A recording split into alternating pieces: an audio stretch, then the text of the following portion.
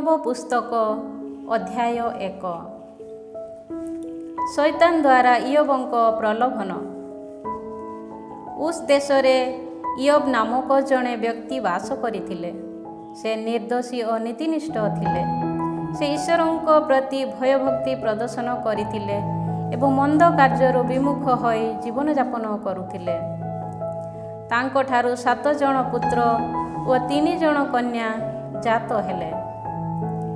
ତାଙ୍କର 7,000 ମେଷ, 3,000 ଓଟ, 500 ଯୋଡ଼ା ବଳଦ, 500 ସ୍ତ୍ରୀ ଗର୍ଦ୍ଧବ ଓ ସଂଖ୍ୟାଧିକ ଦାସଗଣ ଥିଲେ। ଫଳରେ ପ୍ରାଚ୍ୟବାସୀ ଲୋକମାନଙ୍କ ମଧ୍ୟରେ ସେ ସର୍ବାପେକ୍ଷା ଅଧିକ ଧନଶାଳୀ ଥିଲା। ପାଳି ଅନୁସାରେ ତାଙ୍କର ପୁତ୍ରମାନଙ୍କ ମଧ୍ୟରୁ ପ୍ରତ୍ୟେକ ବ୍ୟକ୍ତି ଯଥାକ୍ରମେ ନିଜ ଗୃହରେ ଭୋଜି ପର୍ବର ଆୟୋଜନ କରୁଥିଲେ ଓ ସେମାନେ ଲୋକ ପଠାଇ ନିଜର ଭଗ୍ନୀତ୍ରୟକୁ ଆମନ୍ତ୍ରଣ କରି ସେମାନଙ୍କ ସହ ଭୋଜନ ଓ ପାନ କରୁଥିଲେ। ଏପରି ଭୋଜି ସମାପ୍ତ ହେଲା ପରେ ଇୟୋବ ଲୋକ ପଠାଇ ସେମାନଙ୍କୁ ଡକାଉଥିଲେ ଓ ସେମାନଙ୍କୁ ଶୁଦ୍ଧପୂତ କରି ଅତି ପ୍ରତ୍ୟୁଷରେ ସେମାନଙ୍କର ସଂଖ୍ୟାନୁକ୍ରମେ ହୋମ ବଳି ଉତ୍ସର୍ଗ କରୁଥିଲେ। କାରଣ ଇୟୋବଙ୍କର ଆଶଙ୍କା ଥିଲା ଯେ ହୁଏତ ମୋର ପୁତ୍ରମାନେ ସେମାନଙ୍କ ହୃଦୟରେ ଈଶ୍ୱର ନିନ୍ଦାପୂର୍ବକ ପାପ କରି ଈଶ୍ୱରଙ୍କୁ ଅଭିଶାପ ଦେଇଥିବେ।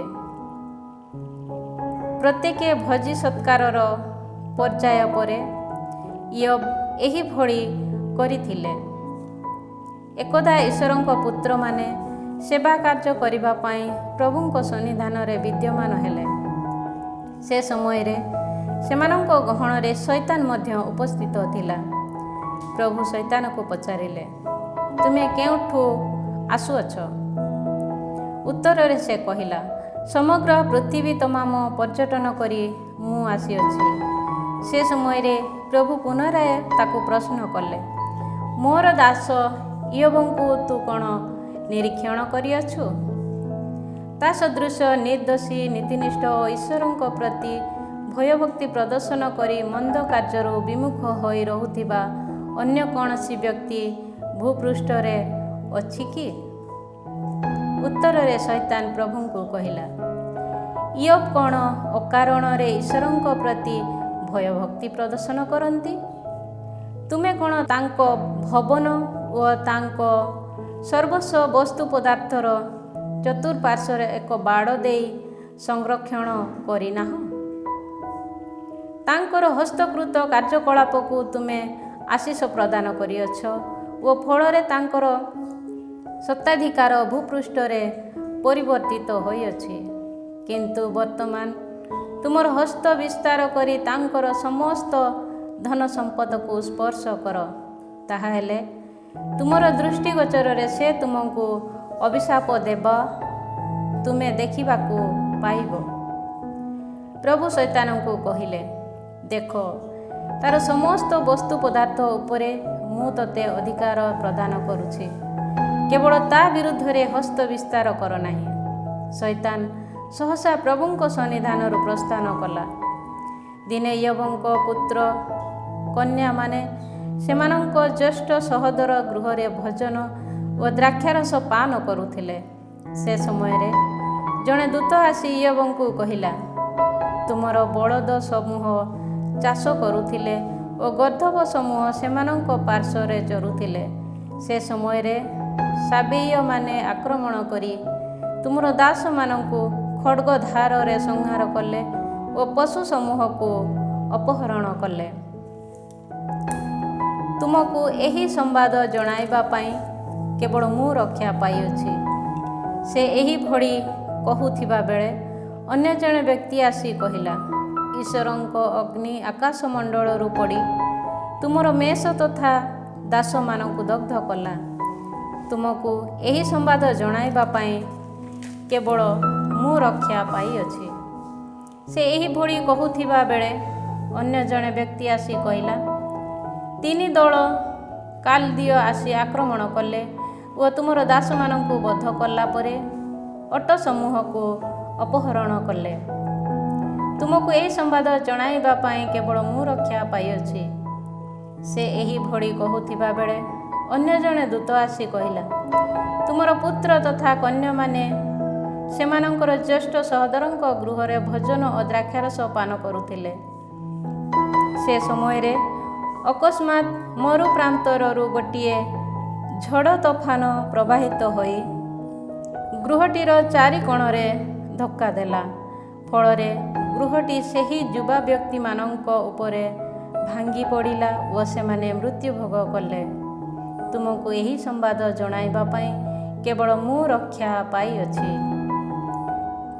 ସେ ସମୟରେ ଇୟୋବ ଉଠି ସ୍ୱପରିହିତ ବସ୍ତ୍ରକୁ ଛିନ୍ନ କଲେ ଓ ନିଜ ମସ୍ତକକୁ କ୍ଷୌର କରି ସାଷ୍ଟାଙ୍ଗ ପ୍ରଣିପାତ ପୂର୍ବକ ଆରାଧନା କଲେ। ସେ କହିଲେ, ମୋର ମାତୃଗର୍ଭରୁ ଉଲଗ୍ନ ଅବସ୍ଥାରେ ମୁଁ ବାହାରିଲି, ଉଲଗ୍ନ ଅବସ୍ଥାରେ ହିଁ ମୁଁ ଫେରିଯିବି। ପ୍ରଭୁ ଦାନ କଲେ, ପ୍ରଭୁ ହିଁ ସମସ୍ତଙ୍କୁ ଫେରାଇ ନେଇଛନ୍ତି। ପ୍ରଭୁଙ୍କର ନାମ ଧନ୍ୟ ହେଉ।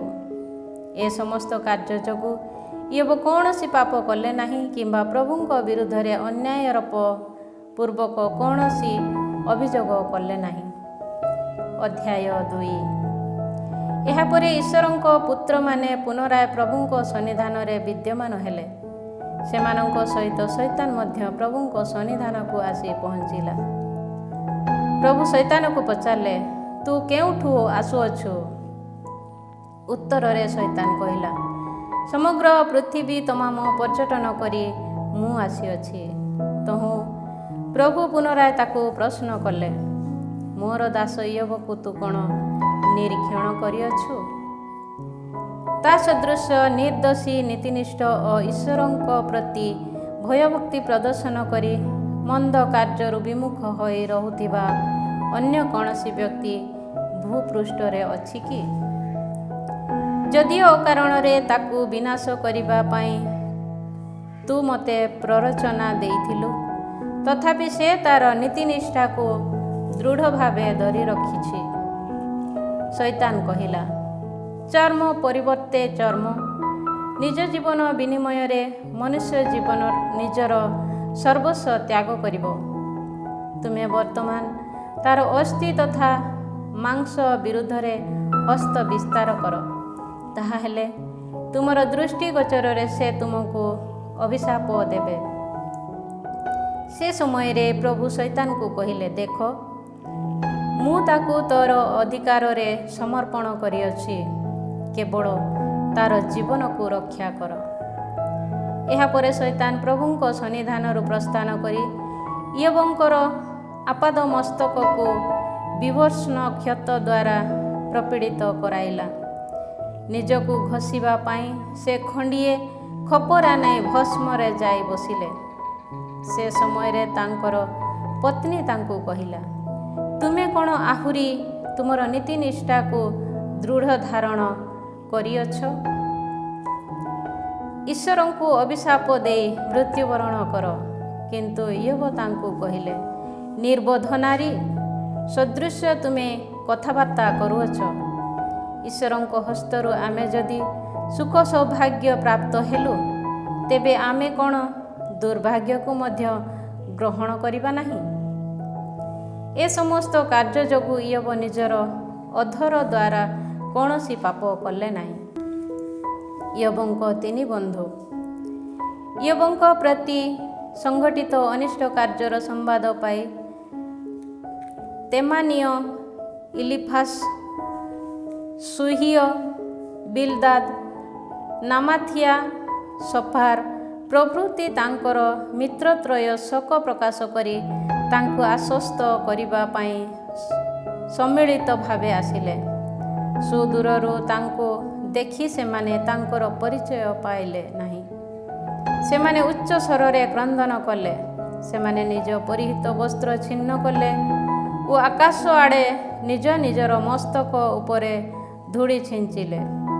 ସେମାନେ 7 ଦିନ ଓ 7 ରାତି ବ୍ୟାପୀ ତାଙ୍କ ସହ ଭୂତଳେ ଉପବିଷ୍ଟ ହେଲେ ଓ ତାଙ୍କର ଯାତନା ଅତୀତ କଠୋର ହୋଇଥିବା ଦେଖି ସେମାନଙ୍କ ମଧ୍ୟରୁ କେହି ଗୋଟିଏ ସୁଦ୍ଧା ପଦ ଉଚ୍ଚାରଣ କରି ତାଙ୍କ ସହ କଥାବାର୍ତ୍ତା କଲେ ନାହିଁ।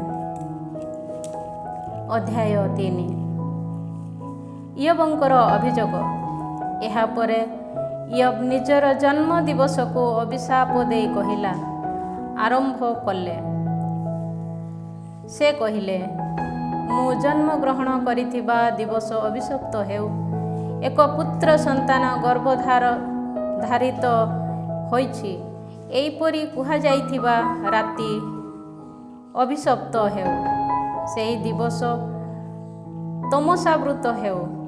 ଉର୍ଦ୍ଧ୍ୱସ୍ଥ ଈଶ୍ୱର ତାହା ପ୍ରତି ମନୋଯୋଗୀ ନ ହୁଅନ୍ତୁ। ଜ୍ୟୋତି ତାହା ଉପରେ ଆଲୋକିତ ନ ହେଉ। ତିମିର ତଥା ଗଭୀର ଅନ୍ଧାର ତାହାକୁ ନିଜସ୍ୱ କରୁ। ମେଘମାଳ ତାହା ଆବୃତ କରୁ। ଅନ୍ଧକାର ଦ୍ୱାରା ତାହା ଭୟାନକ ହେଉ। ସେହି ରାତିକୁ ଘନ ତିମିର ପରିପୂର୍ଣ୍ଣ କରୁ। ସମ୍ବତ୍ସର ବ୍ୟାପୀ ତାହା ଦିନଗୁଡ଼ିକ ମଧ୍ୟରେ ଆନନ୍ଦର ଦିନ ସଦୃଶ ବିବେଚିତ ନ ହେଉ। ମାସ ସମୂହର ସଂଖ୍ୟା ମଧ୍ୟରେ ତାହା ଗଣିତ ନ ହେଉ। ସେହି ରାତି ଦୁଃଖ ଭରା ହେଉ। ସେଥିରେ କୌଣସି ଉଲ୍ଲାସର ଶବ୍ଦ ନିନାଦିତ ନ ହେଉ। ଯେଉଁମାନେ ଦିନଟିର ଅଭିଶାପକାରୀ, ଯେଉଁମାନେ ଲେବିଆତାନକୁ ଜଗାଇ ଉଠାଇବାକୁ ସକ୍ଷମ, ସେମାନେ ତାହାକୁ ଅଭିଶାପ ଦିଅନ୍ତୁ। ତାହାର ପ୍ରଭାତୀ ତାରାସମୂହ ତିମିର ବୃନ୍ଦ ହେଉ। ତାହାର ଆଲୋକ ପାଇଁ ବୃଥାରେ ଆକ୍ଷେପ କରୁ। ପ୍ରତ୍ୟୁଷରେ ଅରୁଣୋଦୟ ପ୍ରତି ତାହା କେବେ ଦୃଷ୍ଟିପାତ କରି ନ ପାରୁ। କାରଣ ମୋର ଜନ୍ମକୁ ନିବାରଣ କରିବା ପାଇଁ ତାହା ମୋର ମାତାଙ୍କ ଗର୍ଭକୁ ରୁଦ୍ଧ କରିନାହିଁ, କିମ୍ବା ମୋର ଦୃଷ୍ଟିଗୋଚରରୁ ବ୍ୟତିବ୍ୟସ୍ତତାକୁ ଲୁକ୍କାୟିତ କରି ରଖିନାହିଁ। ଜନ୍ମିତ ହେବା ସମୟରେ ମୁଁ ବା କାହିଁକି ମୃତ୍ୟୁବରଣ କରିନାହିଁ, କିମ୍ବା ମାତୃଗର୍ଭରୁ ବହିର୍ଗତ ହେବା କ୍ଷଣି ଶ୍ୱାସବାୟୁ ତ୍ୟାଗ କରିନାହିଁ। ଜାନୁଦୟ ମୋତେ କାହିଁକି ଗ୍ରହଣ କଲା? ସ୍ତନଦୟ ମୋତେ କାହିଁକି ସ୍ତନ୍ୟପାନ କରାଇଲା? ସେହିପରି ଯଦି ହୋଇଥାନ୍ତା, ମୁଁ ତେବେ ଶାନ୍ତିପୂର୍ଣ୍ଣ ବିଶ୍ରାମ ନେଇଥାନ୍ତି। ମହାନିଦ୍ରାରେ ଶାୟିତ ହୋଇ ମୁଁ ଅବକାଶ ଲାଭ କରିଥାନ୍ତି। ତାହାହେଲେ ନିଜ ଉଦ୍ଦେଶ୍ୟରେ ସ୍ମାରକୀ ସ୍ତମ୍ଭ ନିର୍ମାଣ କରୁଥିବା ଭୂପୃଷ୍ଠରେ ରାଜବୃନ୍ଦ ତଥା ସେମାନଙ୍କର ଉପଦେଶକମାନଙ୍କ ଗହଣରେ ମୁଁ ବିଶ୍ରାମ ନେଇଥାନ୍ତି, କିମ୍ବା ନିଜ ଗୃହ ସମୂହକୁ ରୌପ୍ୟ ତଥା ସ୍ୱର୍ଣ୍ଣ ଦ୍ୱାରା ଭରି ଦେଇଥିବା ରାଜା ପ୍ରମୁଖ ବ୍ୟକ୍ତିମାନଙ୍କ ଗହଣରେ ମୁଁ ଅବକାଶ ଲାଭ କରିଥାନ୍ତି। ସତ୍ତାବିହୀନ ମୃତଜାତ ଶିଶୁ ସଦୃଶ ମୋର ଦଶା କାହିଁକି ହୋଇନାହିଁ? ଜ୍ୟୋତି ଦର୍ଶନରୁ ବଞ୍ଚିତ ଶିଶୁ ପରି ମୁଁ କାହିଁକି ହୋଇନାହିଁ? ଦୃଷ୍ଟ ବ୍ୟକ୍ତିଗଣ ସେଠାରେ ବ୍ୟତିବ୍ୟସ୍ତ କରିବାରୁ ନିବୃତ୍ତ ହୁଅନ୍ତି। କର୍ମକ୍ଳାନ୍ତ ବ୍ୟକ୍ତିମାନେ ସେଠାରେ ବିଶ୍ରାମ ନିଅନ୍ତି। କୋରାବାସୀମାନେ ସେଠାରେ ଆରାମର ଅନୁଭୂତି ପ୍ରାପ୍ତ ହୁଅନ୍ତି।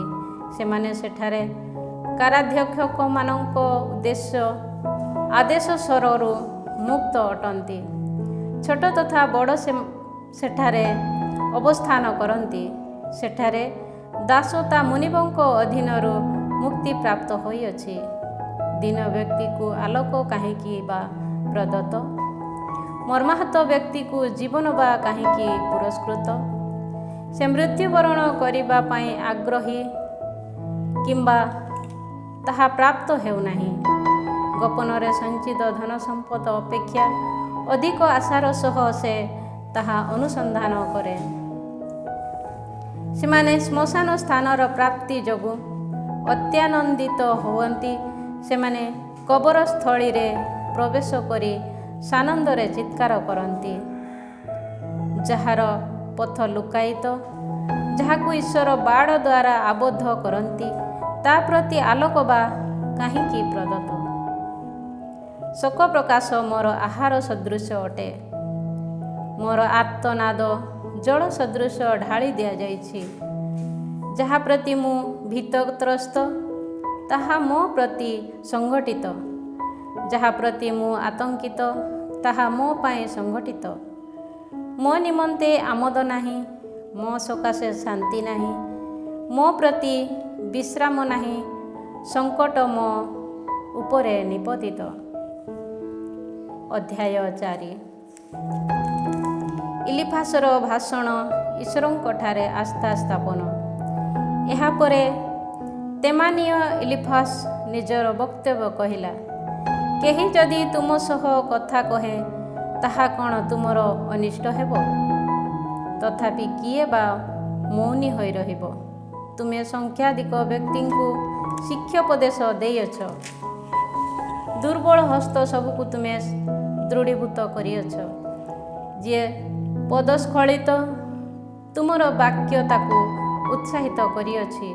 ଦୁର୍ବଳ ପାଦଗୁଡ଼ିକୁ ତୁମେ ଶକ୍ତି ପ୍ରଦାନ କରିଅଛ। କିନ୍ତୁ ବର୍ତ୍ତମାନ ତୁମ ପ୍ରତି ଏହା ଘଟିବା ବେଳେ ତୁମେ ଅଧୈର୍ଯ୍ୟ ହୋଇଅଛ। ଏହା ତୁମକୁ ସ୍ପର୍ଶ କରିବା କ୍ଷଣି ତୁମେ ବିଭ୍ରାନ୍ତ ହୋଇଅଛ।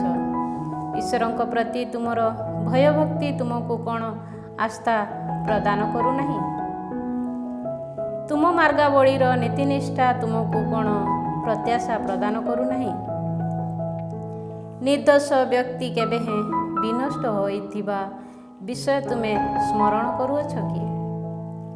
କିମ୍ବା ନୀତିନିଷ୍ଠ ବ୍ୟକ୍ତି କେବେ ହେଁ ବିଚ୍ଛେଦିତ ହୋଇଥିବା ବିଷୟ ତୁମେ ଶୁଣିଅଛ କି? ଯାହା ମୁଁ ଦେଖିଅଛି ସେ ସମ୍ବନ୍ଧରେ ମୁଁ କହେ, ଯେଉଁମାନେ ଅନୀତିକୁ ଚାଷ କରି ଅନିଷ୍ଟ କାର୍ଯ୍ୟ ରୋପଣ କରନ୍ତି, ସେମାନେ କେବଳ ତାହା ଅମଳ କରନ୍ତି।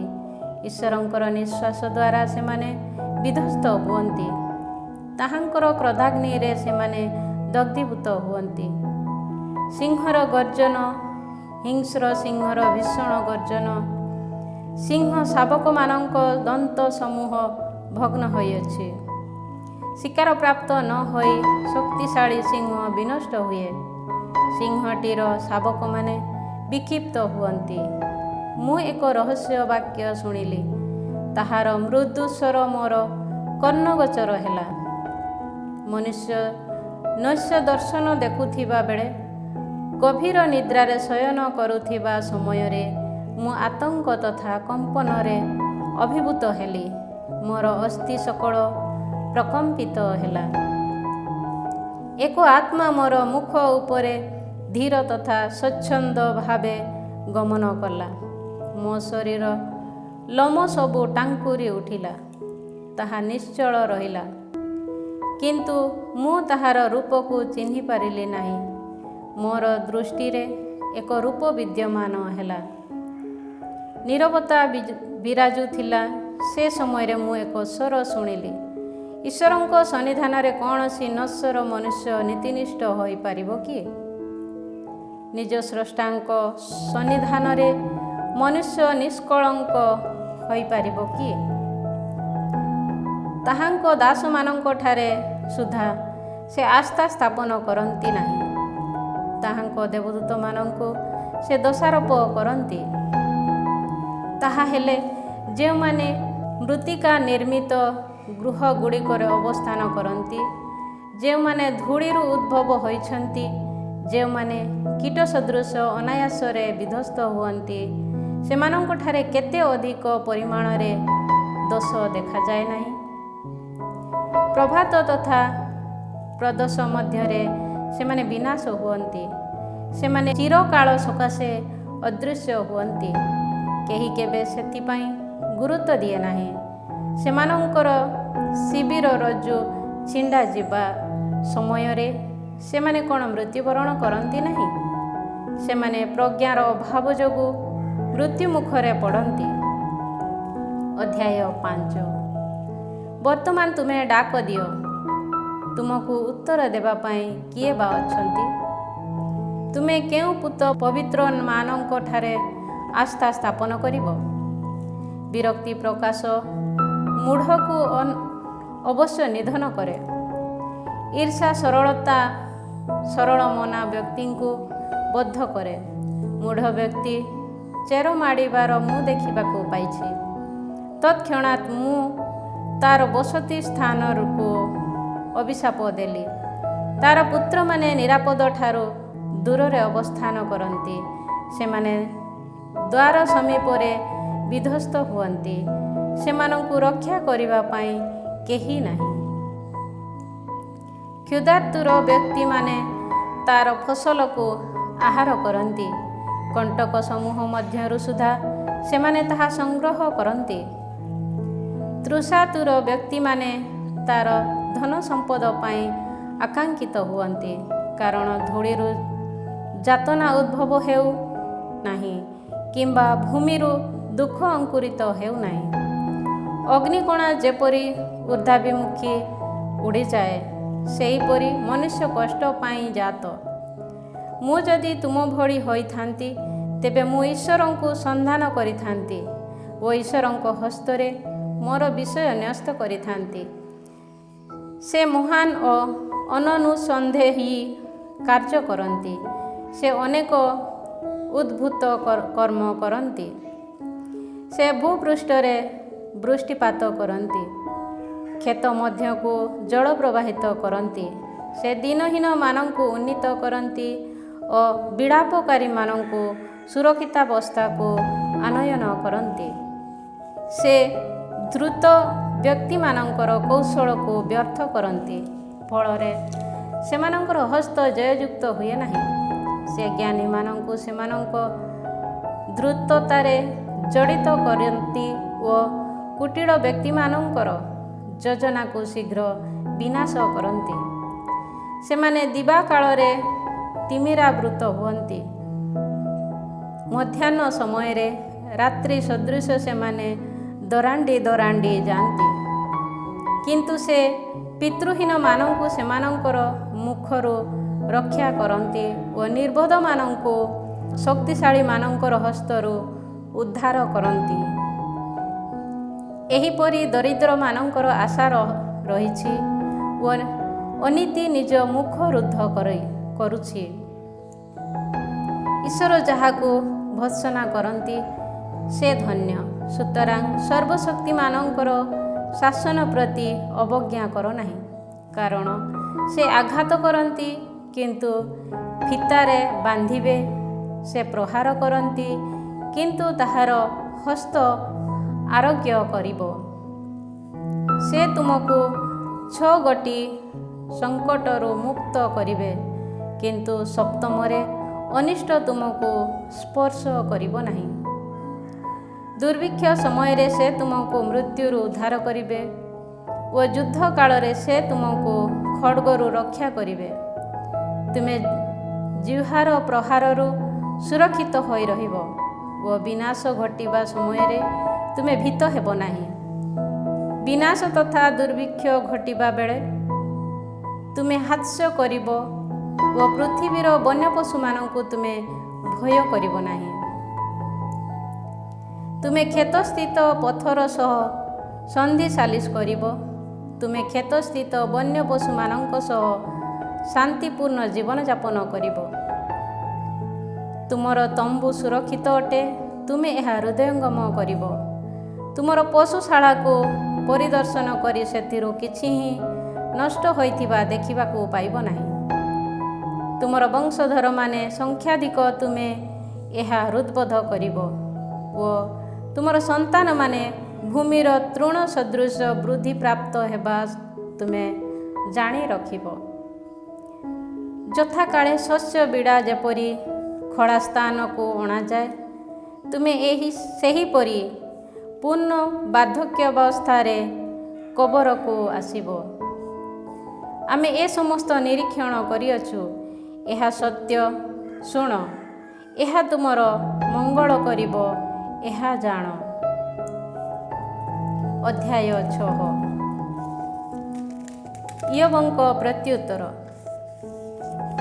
ଏହାପରେ ଉତ୍ତରରେ ଇୟୋବ କହିଲେ, ମୋର କଷ୍ଟ ସମୂହ ଓଜନ କରାଯାଇଥାନ୍ତା, ମୋର ସଙ୍କଟ ସମୂହ ତରାଜୁରେ ନିକ୍ଷିପ୍ତ କରାଯାଇଥାନ୍ତା, ତାହେଲେ ଦେଖାଯାଇଥାନ୍ତା ଯେ ସମୁଦ୍ର ଉପକୂଳସ୍ଥ ବାଲୁକା ଅପେକ୍ଷା ତାହା ଅଧିକ ଭାର ବିଶିଷ୍ଟ। ଅତଏବ ମୋର ବାକ୍ୟ ସବୁ ବିଚାରହୀନ ଥିଲା। ସର୍ବଶକ୍ତିମାନଙ୍କ ତୀର ସମୂହ ମୋତେ ବିଦ୍ଧ କଲା। ମୋର ଆତ୍ମା ସେ ସମସ୍ତର ବିଷ ପାନ କଲା। ଈଶ୍ୱରଙ୍କ ଆତଙ୍କ ଗୁଡ଼ିକ ମୋ ବିରୁଦ୍ଧରେ ଶ୍ରେଣୀବଦ୍ଧ ହୋଇଛି। ଖାଦ୍ୟ ତୃଣ ପାଇଁ ବନ୍ୟ ଗଧ କ'ଣ ବୋବାଇବ? କିମ୍ବା ନଡ଼ା ସମ୍ମୁଖରେ ଥାଇ ବଳଦ କ'ଣ ହମ୍ବାରଡ଼ି କରିବ? ଯାହା ଅନାସାଦ୍ୟ ତାହା ବିନା ଲବଣରେ ଭୋଜ୍ୟ ହୋଇପାରିବ କି? କିମ୍ବା ଅଣ୍ଟାର ଲାଳ ଅଂଶରେ କୌଣସି ସ୍ୱାଦ ଅଛି କି? ଯାହା ଭକ୍ଷଣ କରିବା ପାଇଁ ମୁଁ ଅନିଚ୍ଛା କଲି, ଯାହା ମୋ ପ୍ରତି ବିରକ୍ତିକର ଥିଲା, ତାହା ବର୍ତ୍ତମାନ ମୋର ଭକ୍ଷଣ ହୋଇଛି।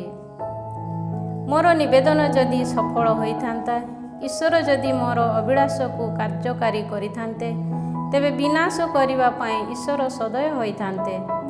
ତାହାଙ୍କ ହସ୍ତ ବିସ୍ତାର କରି ସେ ମୋତେ ବିଚ୍ଛେଦ କରିଥାନ୍ତେ, ସେଥିରେ ମୁଁ ଆଶ୍ୱସ୍ତ ହୋଇଥାନ୍ତି। ନିର୍ଦ୍ଦୟ ବେଦନା ମଧ୍ୟରେ ସୁଦ୍ଧା ମୁଁ ଉଲ୍ଲସିତ ହୋଇଥାନ୍ତି, କାରଣ ଯେ ପବିତ୍ରତମ ତାହାଙ୍କର ବଚନ ମୁଁ ଅସ୍ୱୀକାର କରିନାହିଁ। ମୁଁ ଯେ ଅପେକ୍ଷା କରେ, ସେଥିପାଇଁ ମୋର ଶକ୍ତି କ'ଣ ରହିବ? ମୁଁ ଯେ ଧୈର୍ଯ୍ୟଶାଳୀ ହୁଏ, ସେଥିପାଇଁ ମୋର ଶେଷ ପରିଣତି କ'ଣ? ମୋର ଶକ୍ତି କ'ଣ ପଥର ସଦୃଶ? କିମ୍ବା ମୋର ମାଂସ କ'ଣ ପିତ୍ତଳ ସ୍ୱରୂପ? ବାସ୍ତବତଃ ମୋ ଅନ୍ତରାଳରେ କୌଣସି ଶକ୍ତି ଅବସ୍ଥାନ କରୁନାହିଁ। ମୋ ଠାରୁ ବଳ ବହିଷ୍କୃତ ହୋଇଛି। ଯିଏ ଜଣେ ବନ୍ଧୁଠାରୁ କରୁଣା ପ୍ରତ୍ୟାହାର କରେ, ସିଏ ସର୍ବଶକ୍ତିମାନଙ୍କ ପ୍ରତି ଭୟଭକ୍ତି ହିଁ ପରିତ୍ୟାଗ କରେ। ମୋର ଭ୍ରାତାଗଣ ନଦୀ ପ୍ରବାହ ତୁଲ୍ୟ ବିଦ୍ରୋହୀ ଅଟନ୍ତି। ସାମୟିକ କ୍ଷୁଦ୍ର ନଦୀ ସଦୃଶ୍ୟ ସେମାନେ ଅଦୃଶ୍ୟ ହୁଅନ୍ତି। ତାହା ବରଫ ସଦୃଶ ତମସାବୃତ ଅଟେ। ତାହା ହିମ ତୁଲ୍ୟ ଲୁକ୍କାୟିତ ହୋଇ ରହେ, କିନ୍ତୁ ଗ୍ରୀଷ୍ମ କାଳରେ ସେ ସମସ୍ତ ଶୁଷ୍କ ହୋଇଯାଏ। ଉତ୍ତପ୍ତ ହେବା ବେଳେ ସେ ସମସ୍ତ ଅଦୃଶ୍ୟ ହୋଇଯାଏ। ବଣିକ ଦଳ ତାହାର ସନ୍ଧାନ ପାଇଁ ଯାତ୍ରାପଥ ତ୍ୟାଗ କରନ୍ତି। ମରୁ ପ୍ରାନ୍ତରର ମଧ୍ୟକୁ ଯାଇ ସେମାନେ ବିନଷ୍ଟ ହୁଅନ୍ତି। ତେମାନୀୟମାନଙ୍କ ବଣିକ ଦଳ ସେ ସମସ୍ତର ସନ୍ଧାନ କରନ୍ତି। ସେବାଇୟାମାନଙ୍କ ଯାତ୍ରୀ ଦଳ ସେ ସମୟରେ ପ୍ରତ୍ୟାଶା ସ୍ଥାପନ କରନ୍ତି। ସେମାନଙ୍କର ଆସ୍ଥା ହତାଶଜନକ ହୁଏ। ସେମାନେ ସେଠାକୁ ଆସି ଭଗ୍ନୋତ୍ସାହିତ ହୁଅନ୍ତି। ବର୍ତ୍ତମାନ ତୁମେମାନେ ମୋ ପ୍ରତି ଏପରି ହୋଇଅଛ। ମୋର ବିପଦ ଦେଖି ତୁମେମାନେ ଭୀତ ହୋଇଅଛ। ମୁଁ କ'ଣ କରିଅଛି ଯେ ମୋ ପ୍ରତି କିଛି ଉପହାର ପୁରସ୍କୃତ କର? କିମ୍ବା ମୁଁ କ'ଣ ଭିକ୍ଷା କରିଅଛି ଯେ ତୁମ ଧନ ସମ୍ପଦରୁ ମୋ ପାଇଁ କିଛି ଲାଞ୍ଚ ଦିଅ? ଅଥବା ମୁଁ କ'ଣ ଦାବି ପ୍ରକାଶ କରିଅଛି ଯେ ଶତ୍ରୁ ହସ୍ତରୁ ମୋତେ ରକ୍ଷା କର? କିମ୍ବା ମୁଁ କ'ଣ ଦାବି କରିଅଛି ଯେ ମୁକ୍ତି ମୂଲ୍ୟ ଦେଇ ଉତ୍ପୀଡ଼କମାନଙ୍କ ହସ୍ତରୁ ମୋତେ ଉଦ୍ଧାର କର? ମୋତେ ଶିକ୍ଷା ଦିଅ ଓ ମୌନୀ ହୋଇ ମୁଁ ଶୁଣିବି। ମୁଁ କିପରି ପଥଭ୍ରଷ୍ଟ ହୋଇଛି, ମୋତେ ତାହା ବୁଝାଇ ଦିଅ। ସଦ୍ବାକ୍ୟ ସବୁ କିଭଳି ସୁଗ୍ରାହ୍ୟ, କିନ୍ତୁ ଏହି ତିରସ୍କାର ଦ୍ୱାରା ତୁମେମାନେ କ'ଣ ବା ଭର୍ତ୍ସନା କରିଅଛ? ନିରାଶ ବ୍ୟକ୍ତିର ବକ୍ତବ୍ୟ କେବଳ ବାୟୁ ଅଟେ। ତାହାହେଲେ ତୁମେମାନେ କ'ଣ ଭାବି ନେଇଅଛ ଯେ ବାକ୍ୟ ସବୁକୁ ଭର୍ତ୍ସନା କରିପାରିବ? ତୁମେମାନେ ପିତୃହୀନଙ୍କ ପ୍ରତି ଗୁଳିବାଣ୍ଟ କରିବା ପାଇଁ ପ୍ରସ୍ତୁତ। ତୁମ ବନ୍ଧୁଙ୍କ ପ୍ରତି ତୁମେମାନେ ଦର କଷାକଷି କରିବା ପାଇଁ ଉଦ୍ୟତ। କିନ୍ତୁ ବର୍ତ୍ତମାନ ସଦୟ ହୋଇ ମୋ ପ୍ରତି ଦୃଷ୍ଟି ଦିଅ। ତୁମ ସମ୍ମୁଖରେ ମୁଁ ମିଥ୍ୟା କହିବି ନାହିଁ। ସ୍ଥଗିତ ହୁଅ, ମୋ ପ୍ରତି କୌଣସି ଅନ୍ୟାୟ କର ନାହିଁ। ବର୍ତ୍ତମାନ ସ୍ଥଗିତ ହୁଅ, ମୋ ପକ୍ଷ ସମର୍ଥନ ସମାପ୍ତ ହୋଇନାହିଁ। ମୋ ଅଧରରୁ କୌଣସି ଭ୍ରମପୂର୍ଣ୍ଣ ବାକ୍ୟ ତୁମେ ଶୁଣିବାକୁ ପାଇଲ କି? ମୋର ରସନା କ'ଣ ବିବେଚନା କରିବା ପାଇଁ ସକ୍ଷମ ନୁହେଁ